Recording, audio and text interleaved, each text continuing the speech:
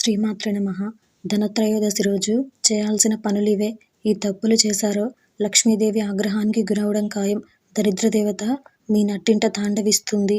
హిందూ మతంలో దీపావళి అతిపెద్ద దీపాల పండుగ. ఈ సంవత్సరం దీపావళి 24 అక్టోబర్ 2022న జరుపుకుంటారు.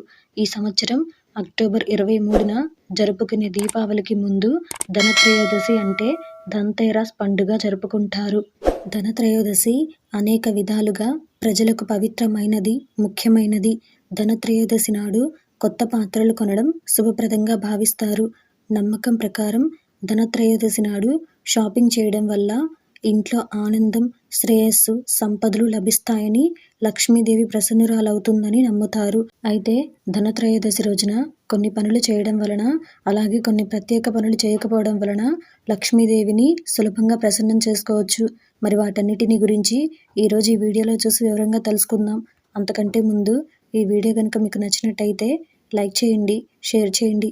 అలాగే మరెన్నో ఇలాంటి ఆధ్యాత్మిక విషయాల కోసం మన ఛానల్ని సబ్స్క్రైబ్ చేసుకోండి. ఇక విషయంలోకి వెళ్తే, ధనత్రయోదశి రోజున లక్ష్మీదేవిని సులభంగా ఎలా ప్రసన్నం చేసుకోవాలి అనే దాని గురించి మాట్లాడినట్లయితే, జ్యోతిష్య శాస్త్రం ప్రకారం మీరు కూడా ఈ రోజున సంపదల దేవత అయిన లక్ష్మీ కుబేరుని ప్రసన్నం చేసుకోవాలనుకుంటే ధనత్రయోదశి తర్వాత పసుపుతో 21 బియ్యం గింజలను ఎర్రటి వస్త్రంలో కట్టి మీ ఖజానాలో లేదా డబ్బు స్థానంలో ఉంచండి. ఇలా చేయడం వల్ల ఇంట్లో డబ్బుకు లోటు ఉండదని, ఇంట్లో సంతోషాలు వెల్లివిరుస్తాయని నమ్మకం. అలాగే ఈ రోజున కొన్ని విషయాలపైన ప్రత్యేక శ్రద్ధ వహించటం మంచిది. జ్యోతిష్య శాస్త్రం ప్రకారం ధనత్రయోదశి రోజున పూజలు చేసేటప్పుడు దిక్కుల పట్ల ప్రత్యేక శ్రద్ధ తీసుకోవడం చాలా ముఖ్యం. ఈ రోజున కుబేరుడిని పూజిస్తారు. కుబేరుడి దిశను ఉత్తరంగా భావిస్తారు. ధనత్రయోదశి రోజున నగదు లేదా డబ్బును ఉత్తరం వైపు ఉంచి పూజ చేస్తే కుబేరుని అనుగ్రహం లభిస్తుంది. ఇకపోతే ధనత్రయోదశి రోజున కుబేరుడితో పాటు లక్ష్మీదేవిని కూడా పూజిస్తారు. ఎందుకంటే లక్ష్మీదేవి సంపదకు అధిపతి. మీరు లక్ష్మీదేవిని ప్రసన్నం చేసుకోవాలనుకుంటే ఈ రోజున మార్కెట్ నుండి కొత్త చీపురు కొనండి. ధనత్రయోదశి రోజున కొనుగోలు చేసిన కొత్త చీపురును ఇంటికి తీసుకురావడం శ్రేయస్సుకు చిహ్నంగా భావిస్తారు. అలాగే ధనత్రయోదశి రోజున పూజించే ముందు మాతా లక్ష్మి చిత్రాన్ని మీ ఇంట్లో భద్రపరిచి షాపింగ్ చేసి పూజించండి.